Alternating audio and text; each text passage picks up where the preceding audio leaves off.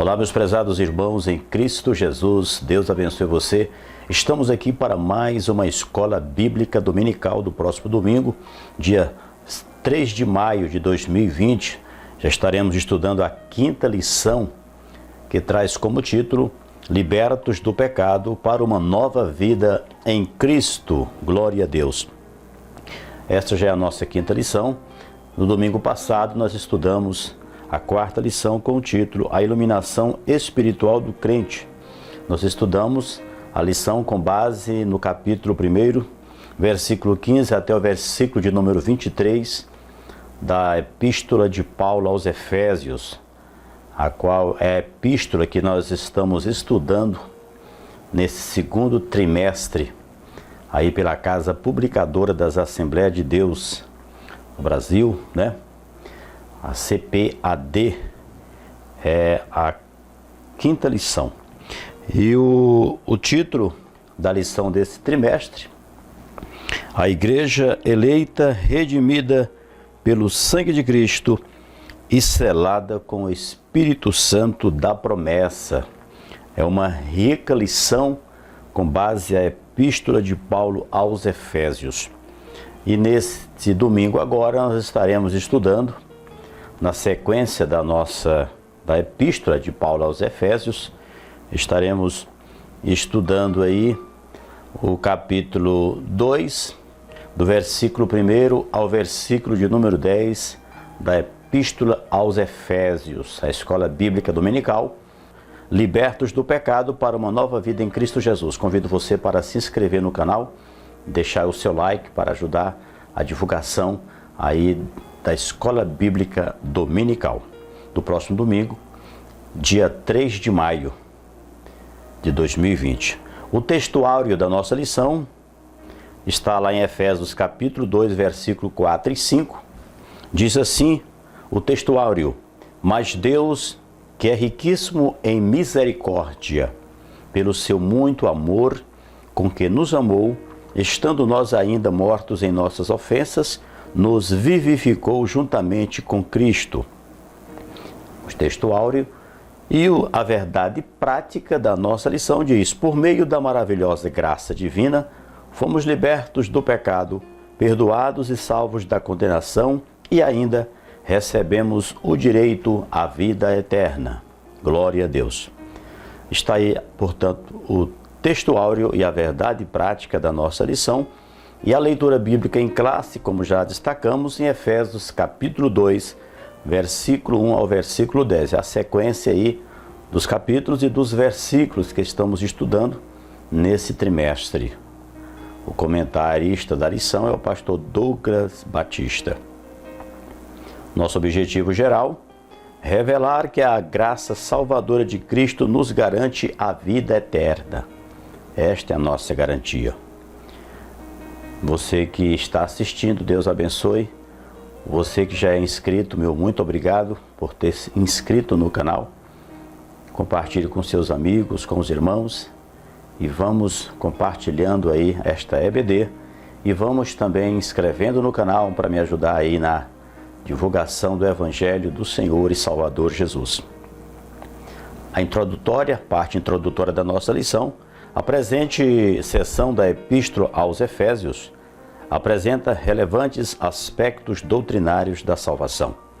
Nela, o apóstolo descreve a libertação dos pecados como um favor imerecido dado por Deus aos salvos, a fim de que eles desfrutassem de uma vida em Cristo. Portanto, está aí a introdução da nossa lição.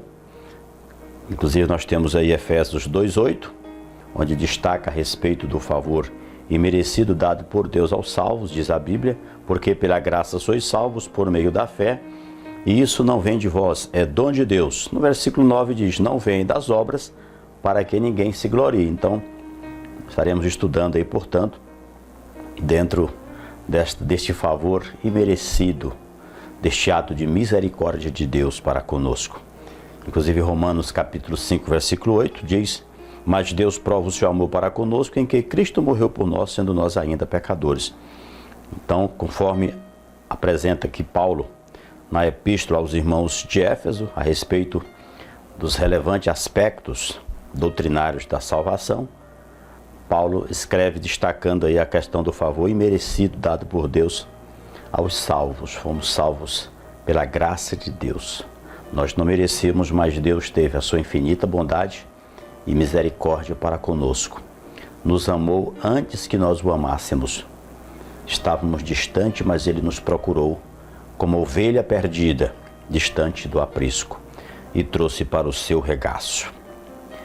A nossa primeira parte, ou primeiro item da nossa lição, está dividido em 2 itens, com alguns sub-itens que nós estaremos estudando, né? Os subtópicos. Primeiro, a antiga natureza morta em ofensas e pecados. No início da epístola, o apóstolo Paulo lembra que antes da regeneração estávamos mortos em ofensas, pecados e éramos por natureza filhos da ira. Nós vamos ler aqui, por exemplo, em Efésios capítulo 2, versículo 1 até o versículo 3, está na lição. E aqui Paulo está destacando a respeito da salvação pela graça.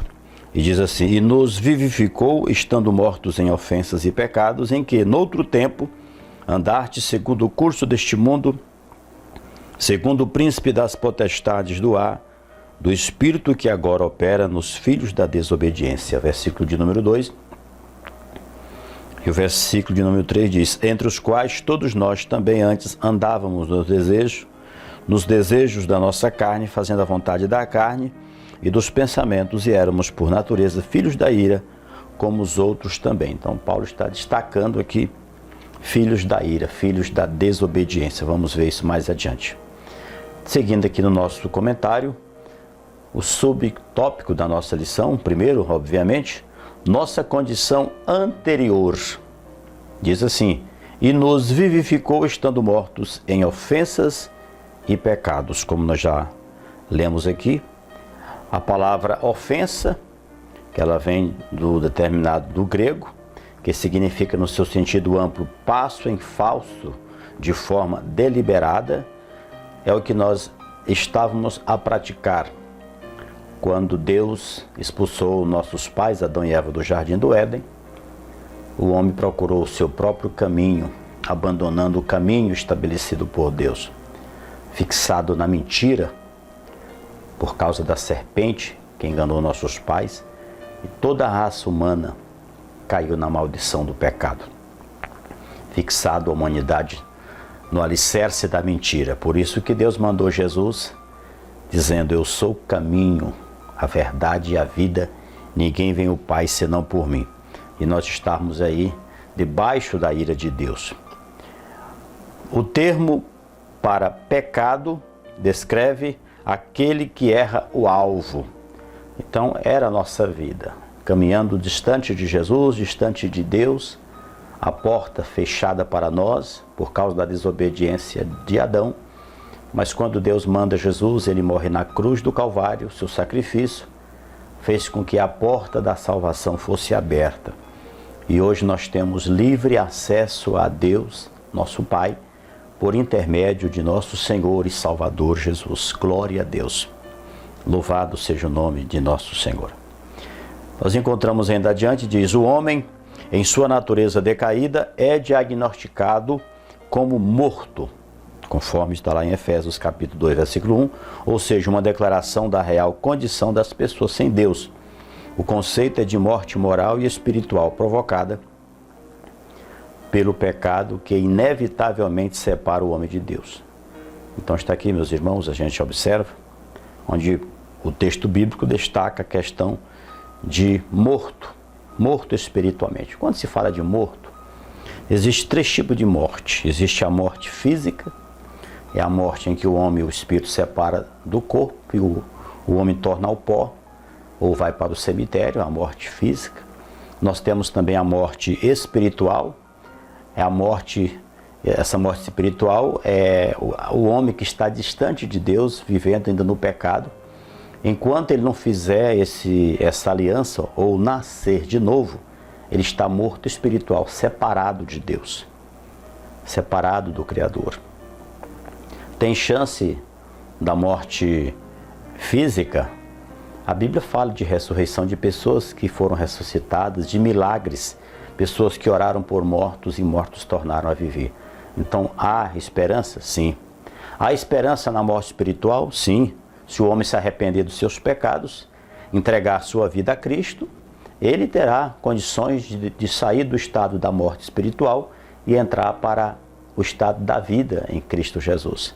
E tem a terceira morte, que é a morte eterna. Essa morte eterna é após o julgamento, ou a vida, aquela pessoa que morreu sem Cristo, sem a graça, distante da graça, e estará para sempre numa vida distante de Deus, a morte eterna. Estará morto eternamente, distante de Deus. Para a morte eterna, uma vez que o homem partiu para a eternidade sem Cristo, não tem condições, é impossível. Até porque a Bíblia diz que aos homens está ordenado a morrer uma só vez, vindo depois disso o juízo. Uma vez que o homem partiu para a eternidade, não há mais esperança para esta pessoa. A Bíblia Sagrada não diz, em parte alguma, de que a pessoa que morreu sem Cristo ainda consiga obter a salvação na eternidade. Até porque é aqui na terra que o homem tem que se arrepender. Jesus morreu aqui na terra. Ele foi crucificado aqui na terra. Ele ressuscitou aqui na terra. É aqui na terra que o homem nasce, cresce, envelhece e morre, mas é aqui na terra que ele tem que se arrepender de seus pecados, confessar a Cristo como Salvador para obter a vida eterna, sair deste estado de morto espiritual e viver uma nova vida em Cristo. A Bíblia Sagrada nos diz, quando Jesus estava operando milagres em Cafarnaum, na vida de um paralítico, quando os homens zombavam ali, quando Jesus mandou que ele tivesse bom ânimo e os seus pecados estavam perdoados, eles começaram a murmurar e dizer quem era Jesus para perdoar pecados, se só Deus podia perdoar. E Jesus, mostrando para eles que ele tinha poder na terra de perdoar pecados, ele mandou o paralítico levantar e andar. Ele diz, para que saibais que o Filho do Homem tem poder na terra para perdoar pecados, a ti te digo, levanta. E ele deu cura. Uma coisa interessante aí é que Jesus diz o seguinte, para que saibais que o Filho do Homem tem poder na terra. Então é aqui na terra que os pecados são perdoados. É aqui que o homem deve se reconciliar com o nosso Deus por meio de Jesus. Porque o homem está separado de Deus. Isaías 59, versículo 2, a Bíblia diz, mas as vossas iniquidades fazem divisão entre vós e o vosso Deus, e os vossos pecados encobrem o seu rosto de vós, para que vos não ouça. Então o homem está separado de Deus por causa do pecado, da iniquidade. Vamos agora para o nosso segundo subtópico. Nossas ofensas e pecados. A má conduta em que noutro tempo andastes é descrita por Paulo por meio da metáfora do ato de andar. Ou seja, refere-se às atitudes erradas adotadas na vida passada do salvo, antes da regeneração. Aí nós temos aqui o 2.1, andar-te segundo o curso deste mundo, segundo esse sistema. Os costumes eram praticados conforme o sistema mundano da época, tais como a imoralidade, o furto e a mentira. Uma constatação de que o salvo não deve tomar a forma do mundo, relativizar o pecado e muito menos ajustar-se à maneira de viver de seu tempo. Nós não podemos, nós temos um modelo a seguir. Toda sociedade tem os seus costumes, todas as nações têm as suas leis, tem a sua maneira de viver. Nós que servimos a Deus como cidadãos dos céus, nós temos um novo modelo de vida, nós temos um padrão a seguir. E o padrão está na Bíblia Sagrada, nas Escrituras Sagradas, a Bíblia, a Palavra de Deus. Ela é nosso único livro de regra, fé e prática. Nós não precisamos adotar nenhum valor deste mundo, agregar para a nossa vida. Este mundo não é referencial para nós. A Bíblia diz que este mundo jaz no maligno. E ao longo de toda a geração, ao longo de todas as épocas, a sociedade ela foi aos poucos se enveredando no pecado. Mas a palavra de Deus nos diz que nós devemos nos manter puros neste mundo de trevas. Lá em Romanos 12, 2, a nossa lição cita esta referência lá no finalzinho, Diz: e não vos conformeis com este mundo, mas transformai-vos pela renovação do vosso entendimento, para que experimenteis qual seja a boa, agradável e perfeita vontade de Deus. Então está aqui, a palavra de Deus nos manda para que nós não venhamos nos conformar, né? Não nos conformar com este mundo, ou seja, adotar os padrões deste mundo para a nossa vida. Nós não precisamos disso. Nós temos o nosso Deus que nos orienta através das Sagradas Escrituras como devemos fazer para agradarmos a Deus. Mesmo que nós venhamos contrariar muitas pessoas que estão no mundo ao nosso lado e não concordem conosco, mas não tem problema. Nós estamos aqui para obedecer a palavra de Deus. Nós vamos agora para o nosso 2.2, aí do segundo tópico, subtópico, né? Andaste segundo o príncipe da potestade do ar. Isso aqui é muito profundo. Andaste segundo o príncipe da potestade do ar. Uma alusão a Satanás, que exerce autoridade sobre os poderes do mal, que vive aí exercendo o seu poder em cima, escravizando as pessoas, as almas dos homens, levando os homens à praticidade das piores atrocidades, imoralidades, perversão moral, espiritual, tudo isso motivado por aquele que é inimigo de Deus. É por isso que a nossa luta não é contra a carne e sangue, mas sim contra as potestades. A nossa guerra, ela é espiritual. Nós saímos das trevas e estamos na luz, adorando, servindo a Deus. É por isso que o inimigo luta para que nós venhamos tropeçar e cair, para nos afastarmos de Deus. Mas é Ele que nos fortalece e nos ajuda. Lá em 2 Coríntios, capítulo 4, versículo 4, a Bíblia diz que nos quais o Deus deste século cegou os entendimentos dos incrédulos, para que não lhes resplandeça a luz do Evangelho, da glória de Cristo, que é a imagem de Deus. Então o inimigo luta aí tem cegado a mente, o entendimento, os olhos dos homens, para que não resplandeça neles de acordo com a palavra de Deus. Aí o Evangelho da glória de Deus. Uma vez que o homem recebe o Evangelho de Cristo, que é o poder de Deus para a salvação de todo aquele que nele crê, aí o homem, a partir daí, ele é iluminado pelo Espírito de Deus. Igual a lição que nós estudamos anteriormente, a iluminação do crente.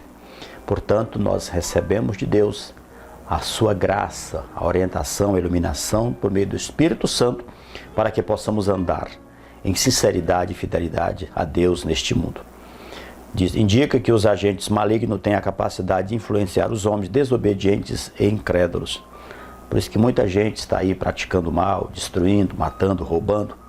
Mas quando estas pessoas encontrarem com Jesus, derem lugar à operação de Deus por meio do Espírito Santo, essas pessoas mudam de vida e passam também a mudar de caminho. 2.3. Andávamos fazendo a vontade da carne e dos pensamentos. Paulo está destacando aqui aos irmãos da igreja de Éfeso a situação que eles viviam antigamente e o que eles estão vivendo agora.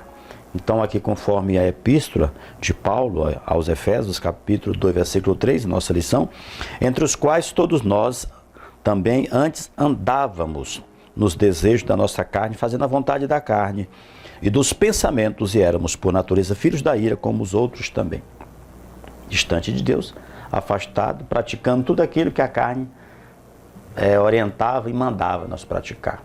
Mas agora somos de Cristo, nova criatura. As coisas velhas se passaram e tudo se fez novo.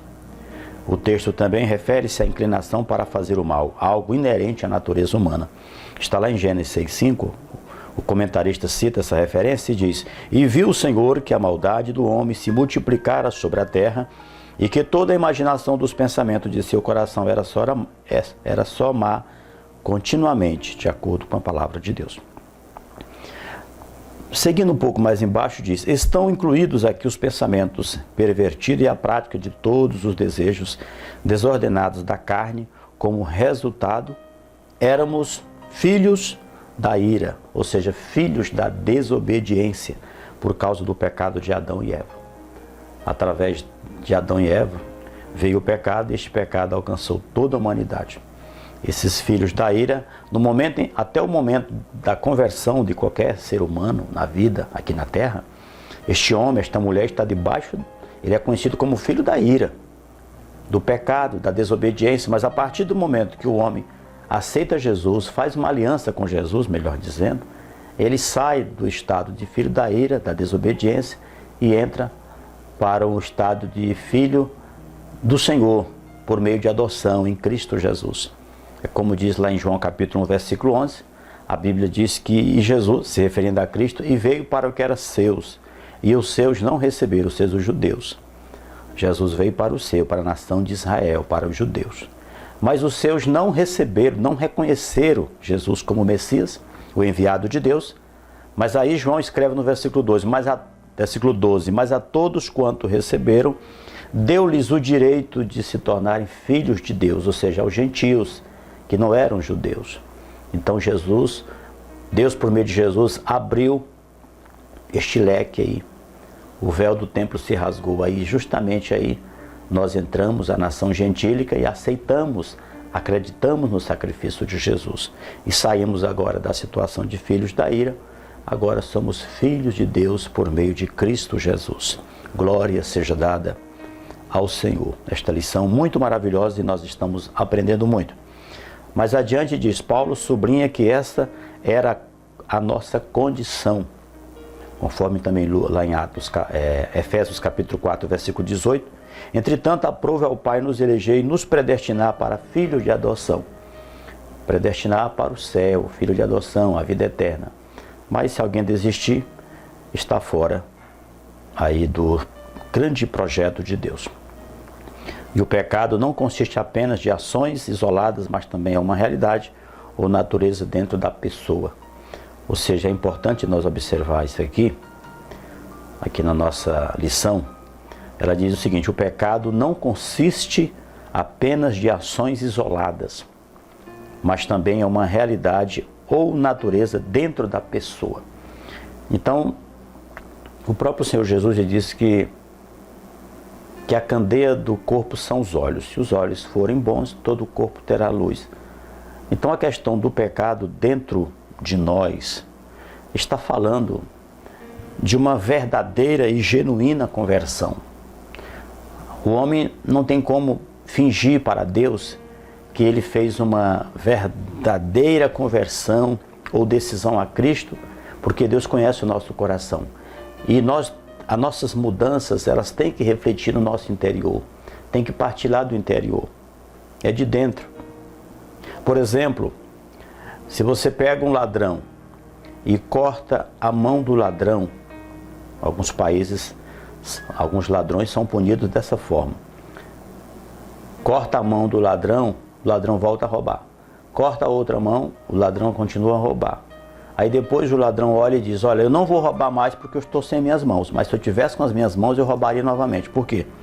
É porque mesmo que a lei daquele país o puniu cortando as mãos, aquela punição não mudou a vida dele. Porque o problema dele está no interior. Então é do interior que tem que brotar a conversão. Se a pessoa não converter aqui dentro, no coração, não fazer um propósito de pecar contra Deus, um propósito de não entristecer o Espírito de Deus, ele não vai fazer isso. Mesmo que você faça agrega tantos recursos a ele, para que ele possa vencer, ele não vai conseguir, porque dentro dele não houve mudança, igual a questão do ladrão. Cortou as mãos, mas lá dentro, ele continua dizendo, se eu tivesse as mãos eu roubaria. Portanto, nós devemos atentar de forma sincera para a nossa vida, porque Paulo estava aqui orientando aos irmãos da cidade de Éfeso. Paulo, por meio da palavra, estava orientando aos irmãos, mostrando como era a vida dos irmãos no passado e como era agora no presente, no momento que ele escrevia a epístola.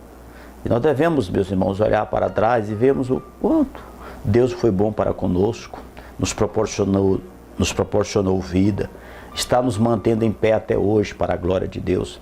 Tudo isso por meio do Senhor Jesus, conforme João 1,3, que diz, e todas as coisas foram feitas por Ele, porque sem Ele, nada do que foi feito se fez. Glória seja dada ao Senhor. Vamos para frente, vamos seguir a nossa lição. Nós vamos agora para o nosso segundo tópico, né? Vivificados pela graça. Vivificados pela graça de Deus. Por ato de bondade e misericórdia, estando nós ainda mortos em pecados, Deus imensamente nos amou e por isso nos vivificou por meio de sua graça. Está lá em Romanos 5,8, esse texto não está aqui, essa referência bíblica, mas diz: mas Deus prova o seu amor para conosco em que Cristo morreu por nós, sendo nós ainda pecadores, né? Então está aqui esta referência relacionada a esse ato de bondade e misericórdia que Deus teve para conosco. Nós ainda estávamos mortos no pecado, mas Deus já nos amava, Deus providenciou o resgate. Ele não esperou que nós o amássemos para que Ele nos amasse, mas Ele nos amou primeiro e se entregou, e entregou o seu Filho por nós. Ele investiu o seu Filho em nós. É por isso que Deus tem muitos filhos na terra. Por quê? Porque Deus plantou o Filho. Deus plantou o Filho. A colheita de Deus é o reflexo da sua plantação. E Ele plantou o seu Filho amado Jesus. O Senhor Jesus, Ele disse certa feita, durante o seu sermão, que Ele ministrava aos seus discípulos e muitos judeus que ali ouviam a sua palavra, Ele disse: se o grão de trigo cair na terra e não morrer, fica só. Mas se morrer, dá muitos frutos. Ele estava falando da sua morte. Ele estava falando da sua vida, que Ele morreria. Mas por meio da sua morte, muitos outros filhos de Deus iriam surgir na terra. E hoje nós somos frutos da morte de Jesus. Glória seja dada ao Senhor. O primeiro subtópico: alcançados pela misericórdia e pelo amor divino. Não foi de outra forma, não foi por dinheiro, não foi pelas riquezas desta terra, mas foi pelo amor de Deus, pela misericórdia do amor divino, do amor do Senhor. Após constatar a situação da humanidade sob a ira de Deus, conforme lá Efésios 2:3, Paulo passa a descrever os atos divinos de amor e de misericórdia que alteraram o quadro caótico da raça humana. Então nós encontramos aí Paulo destacando a respeito dos irmãos de Éfeso, da igreja, que foram alcançados pela misericórdia e pelo amor divino, conforme aqui o nosso tópico, elencado aqui pelo comentarista da nossa EBD. Então, quando nós olhávamos para a situação que nós estávamos, e a igreja de Éfeso estava, para a situação em que Paulo redigia aquela epístola, ali sob a ira de Deus, ele fala que Deus mudou todo esse quadro, ou seja, com a manifestação da glória de Deus, em fazer, por meio de Cristo, nos conduzir a Ele, trazendo-nos o perdão dos pecados.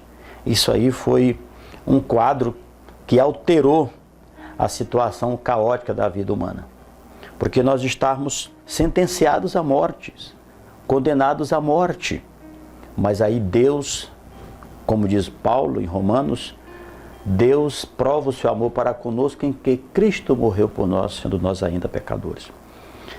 Então, começando com uma conjunção adversativa, o apóstolo declara exultantemente, ou de forma exultante: mas Deus, que é riquíssimo em misericórdia pelo seu muito amor com que nos amou. Ele provou que nos amou. Ele não nos amou só de palavras, mas Ele também demonstrou que nos amava por ato, por obra. Lá em João 3,16, a Bíblia diz: porque Deus amou o mundo de tal maneira que deu seu Filho. Então Ele não só amou, mas deu, Ele mostrou o amor. Como eu já falei na lição anterior, Deus, Ele reagiu. Nós agimos e Ele reage. Nós pedimos e Ele responde segundo a sua bondade e misericórdia. O ato misericórdia implica compaixão e simpatia para com os indignos. A carta aos Efésios ensina que, ao prover à humanidade o meio de escape da merecida ira, Deus não se mostra apenas misericordioso, mas abundante em misericórdia. Ele demonstra o Pai da misericórdia, e Deus não se mostra apenas misericordioso, mas abundante em misericórdia. Está aqui a nossa lição, e dentro daqui nós podemos verificar que a Bíblia diz lá em Hebreus: o justo viverá da fé, e se ele recuar, minha alma não tem prazer nele. Deus não tem prazer na alma daqueles que desistem, aqueles que pulam do barco. O barco está indo para a predestinação, para o céu, uma vez chamados, e aí aqueles que pulam do barco ficam fora da predestinação. Mas não foi Deus que tirou, foi Ele mesmo que escolheu. Então, com relação a isso aí, é importante nós destacar aqui, trazendo para uma meditação aqui, nossa aplicação pessoal, com base nessa abundante misericórdia de Deus, é porque, na verdade, meus prezados irmãos, o homem vai ser julgado por Deus, aqueles que forem para a vida eterna sem Deus. O homem não será sentenciado e jogado lá na condenação eterna, não pelo simples fato dele ser pecador. O homem, podemos assim resumir, o homem que for para o inferno, ele não vai para o inferno por ele ser pecador. Ele vai para o inferno por ele ter desprezado a graça de Deus. Porque Jesus, ele é a vida eterna. Quem tem o Filho tem a vida, e quem não tem o Filho não tem a vida, mas sobre ele permanece a ira de Deus. Então Deus, se o homem for para o inferno, ele vai não porque ele pecou, mas é porque ele desprezou o presente de Deus. Ele desprezou a salvação em Cristo Jesus. É a melhor maneira, a melhor forma de nós entendermos a respeito desse assunto tão importante. No item 2, diz: vivificados por sua graça, descrevendo as dádivas divinamente concedidas aos salvos, o apóstolo enfatiza que o amor de Deus nos alcançou estando nós ainda mortos em nossas ofensas, como já falamos anteriormente. Significa que não éramos merecedores desse amor, mas que mesmo assim Deus nos vivificou juntamente com Cristo. Essa frase quer dizer que nascemos de novo, conforme lá João 3, né? Quando Jesus fala para Nicodemos, na verdade te digo que aquele que não nascer de novo não pode ver o reino de Deus. João 3. E mais adiante ele fala que não vê e nem pode entrar. Aqui em João 3,3 fala que aquele que não nascer de novo não pode ver o reino de Deus. E mais adiante Jesus fala que aquele que não nascer de novo não pode entrar no reino de Deus. Então a situação, quem não nasceu de novo, nem vê e nem pode entrar no reino de Deus, tá, meus irmãos? Então é importante nós destacar isso aqui. Essa frase quer dizer que nascemos de novo, tá? Quando destaca aqui a expressão, estando ainda nós ainda mortos em nossas ofensas, Deus nos vivificou juntamente com Cristo. Glória a Deus. Subtópico 3 diz: exaltados por sua graça. O apóstolo dos gentios ainda destaca que o poder de Deus nos ressuscitou juntamente com ele e nos fez assentar nos lugares celestiais em Cristo. Então nós fomos aqui exaltados, porque quando Jesus morreu, nós morremos. Quando Jesus ressuscitou, nós ressuscitamos com ele. E se ele está sentado ao lado do Pai, nós estamos sentados através dele ao lado do Pai. Se ele foi exaltado, nós seremos exaltados. Mas houve o tempo que Jesus foi humilhado aqui. Hoje a igreja sofre, a igreja é perseguida, a igreja é humilhada.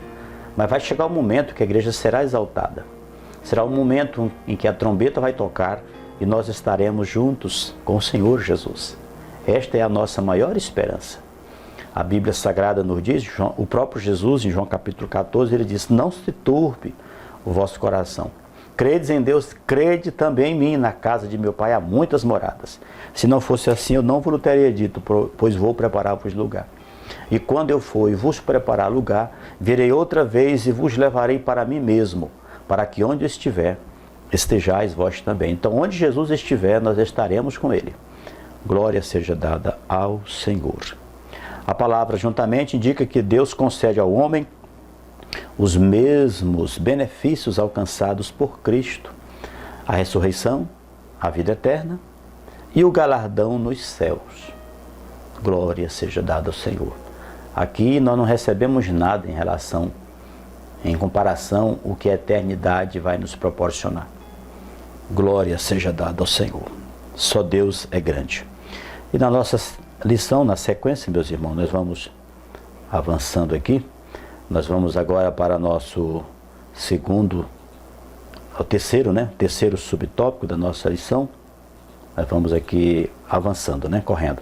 A salvação não vem das obras. Em Efésios 2, 8, 10, Paulo revela que a salvação não depende de obras humanas, porque pela graça sois salvos por meio da fé. Lá em Efésios 2, 8, parte A, que diz: porque pela graça sois salvos por meio da fé. É por meio da fé em Cristo Jesus que nós alcançamos a salvação. O homem não é salvo pelas obras para que ele não se glorie, para que ele não venha se exaltar, mas é mediante a fé em Cristo Jesus. Vamos lá. Primeiro, a graça como meio de salvação. A salvação inclui a libertação da morte, da escravidão, do pecado e da ira vindoura. Ao mesmo tempo, permite ao salvo desfrutar de todas as bênçãos espirituais descritas em Efésios 2, 1, 7. Os irmãos podem ler essas referências bíblicas aí para compreensão do raciocínio. Portanto, a salvação é o livramento do poder da maldição, do pecado e da morte, e a restituição do homem à comunhão com Deus, uma bênção concedida a todos que recebem Cristo como Salvador. Então está aqui, graça como meio de salvação em Cristo Jesus. Deus, Ele preparou a salvação para nós antes da fundação do mundo. Ele sabia, como Ele é um Deus onipotente, onisciente, onipresente, Ele sabia de tudo que aconteceria, o que está acontecendo e o que ainda vai acontecer na terra. Ele está ciente de tudo, em todos os momentos, em todas as gerações, séculos e séculos, Deus está ciente de tudo. Glória a Deus. Mas Ele preparou a salvação, o livramento para nossas vidas. Ao longo da história da humanidade, Deus, Ele realizou inúmeros momentos que livrou, salvou a humanidade. Nós percebemos na época do dilúvio, quando Noé entrou na arca, salvou sua família. Aquela arca que salvou Noé e sua família representava Cristo. Os homens que ficaram fora da arca, ficaram porque não creram. É um exemplo bem claro da salvação mediante a fé. Aqueles homens não tiveram fé. Eles não acreditaram no que Noé estava falando. E morreram, pereceram nas águas do dilúvio. Portanto, a salvação, diz aqui a nossa lição, é o livramento do poder da maldição do pecado e da morte. Então, uma vez que o homem faz a sua decisão a Cristo, toda aquela maldição que estava sobre ele, agora cai por terra, ele é livre, as correntes quebram. Conforme Romanos 5:1, tendo sido, pois, justificados pela fé, tenhamos paz com Deus por intermédio de Jesus. Então, uma vez que o homem converte-se a Cristo, entrega seu coração a Cristo, ele é justificado perante Deus, por meio do sangue de Cristo. Ele sai agora daquela situação de condenado anteriormente, sai na situação de inocente. Glória seja dada ao Senhor. A palavra graça, mais adiante, nós encontramos, é a tradução do grego, lá, que significa favor imerecido. Favor imerecido. Portanto, está aí mais uma... Lá em Romanos, com relação à graça, lá fala a respeito dessa transformação, lá em Hebreus 2:5, né? Romanos 3:24, diz o seguinte: sendo justificados gratuitamente pela sua graça, pela redenção que há em Cristo Jesus. Ó favor não merecido da parte de Deus. Deus teve misericórdia para conosco e nos proporcionou a salvação por meio de Cristo. Por isso que Ele é o único caminho, Ele é a única verdade e Ele é a vida. Ninguém vem ao Pai senão por Ele. Só Ele está autorizado como intermediador ou mediador entre o homem pecador e Deus. Só Jesus. Ela mostra que a iniciativa para tornar possível a salvação veio da parte de Deus. E é por meio da graça que Deus ativa o livre-arbítrio e capacita o pecador para que responda com fé ao chamado do Evangelho. Aí mais adiante diz: todavia, ainda assim, o ser humano é livre para escolher entre dois caminhos, salvação e perdição. Sua liberdade não foi eliminada e a graça pode ser resistida. Ou seja, o ser humano, agora que fez uma aliança com Cristo, ele saiu debaixo da ira e passou agora a se tornar filho de Deus. Mas uma coisa é importante, é que a salvação e perdição ainda continua. O ser humano, ele é livre para escolher dentro do livre-arbítrio. É por isso que a palavra de Deus, alguém fala, o homem salvo, salvo para sempre. Não. Se ele permanecer fiel, Deus garante a salvação, mas se ele abandonar o barco, ele deixar de ser fiel, ele perde tudo aquilo que ele conquistou. É por isso que nós estamos falando de forma clara. Lá em Hebreus, a Bíblia diz: o meu justo viverá da fé, mas se ele recuar, a minha alma não tem prazer nele. Então, uma vez que o homem fez uma aliança com Jesus, ele deve permanecer firme. Se ele se desviar, afastar, abandonar, Deus não tem mais prazer nele. E quando Deus não tem prazer, esta pessoa é entregue aí para Satanás. A Bíblia diz que Saul obedecia a Deus, mas quando ele fez o compromisso de não obedecer mais a Deus, não obedeceu, o espírito maligno tomou conta dele. Aí só Davi para tocar uma harpa lá e o espírito maligno saiu. E houve um momento que Saul estava tão desesperado que pegou da espada e se suicidou. Por quê? Porque ele estava vazio de Deus. Quando nós estamos cheios de Deus, nós obedecemos a palavra de Deus. Quando estamos vazios de Deus, ou brincando de ser crente, ou brincando com o pecado, nós terminaremos sendo tragados por ele. A Bíblia diz que nós devemos ter muito cuidado com o pecado que tão de perto nos rodeia. Devemos vigiar. Jesus diz: vigiai e orai, para que não entreis em tentação, porque na verdade o espírito está pronto, mas a carne é fraca. Quem falou isso aí foi aquele que fez o céu e a terra, e ele conhece todas as coisas. Se ele falou, ele sabia perfeitamente o que ele estava falando. Devemos, portanto, ter muito cuidado. A fé deve ser considerada como a aceitação da obra realizada por Cristo em nosso favor. Ela é a responsável graça de Deus, através da qual recebemos a salvação. É muito importante isso aqui destacar, que essa fé deve ser considerada como aceitação da obra realizada por Cristo em nosso favor. Quando você fala: eu tenho fé no Senhor Jesus, você está dizendo: eu creio no sacrifício que ele fez por mim na cruz. Eu não duvido que todo o seu sofrimento, toda aquela via dolorosa, ele sofreu tudo aquilo por mim. Devemos entender e aceitar desta forma. O nosso segundo subtópico diz: obras como evidência de salvação. Aqui, Paulo usa duas negações para endossar a origem da salvação. A primeira expressão diz: isso não vem de vós, que trata da salvação pela graça que provém de Deus. A segunda ratifica ou confirma que a salvação não vem das obras, o que indica não se tratar de recompensa de algum ato humano. Essas afirmações excluem possibilidade de alguém ser salvo por esforço pessoal. Então Paulo destaca aqui de forma bem clara que a salvação, a respeito da origem da salvação, é que isso não vem de vós, é dom de Deus.